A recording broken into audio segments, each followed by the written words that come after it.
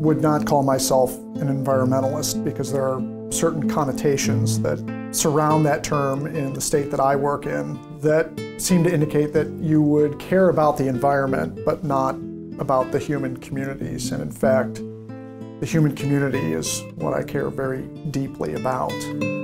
My name is Scott Campbell. I was the executive director of the Palmer Land Trust before I joined the Loeb Fellowship Program. And I have worked in land conservation, economic development, and as a teacher of Southwest history in Colorado, where I'm from, for some time.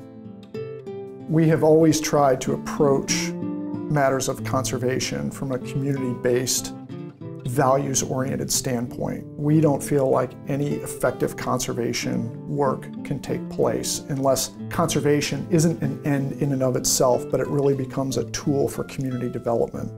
One of the places that Palmer Land Trust works is around the Pikes Peak Massif. And Pikes Peak, Americans know as America's Mountain, inspiration for America the Beautiful, Catherine Lee Bates song. And that is probably a landscape more than any other in our state that is really affected by very rapid rates of land conversion. Open lands being converted for either residential or industrial purposes, and really being converted in such a way that good planning cannot keep up with the rate of conversion.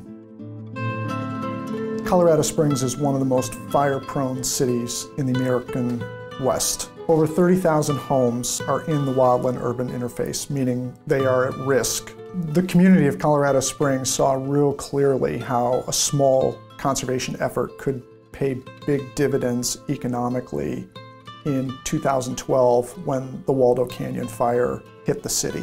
One of the things that we saw during that fire was that a very small protected open space of 300 acres saved 187 homes in an adjacent community to the fire and possibly prevented the fire's spread down into Manitou Springs.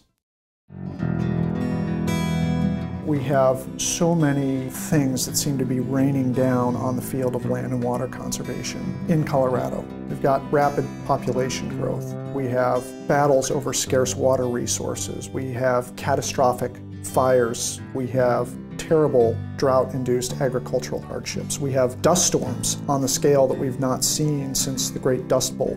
On top of all this, we are working in emotionally charged, sometimes highly volatile political and social context. So the real question for leaders in this field is, how do you sustain yourself in the midst of all this? And I think largely the answer lies in their work being deeply embedded within the development of community. Yeah, I think about my kids a lot when I do the work that I do, because I think about what kind of world are we leaving them. And at the same time, the work that I've been involved in has me gone, traveling, out late at nights, under deadlines. And so the Loeb Fellowship is not just a time for me to recharge and think, how do I want to change the world? How can I take what I've been doing and make it even more effective? But certainly it's a time for me to spend some time with those two little boys who motivate me more than anything. Ready? Mm-hmm.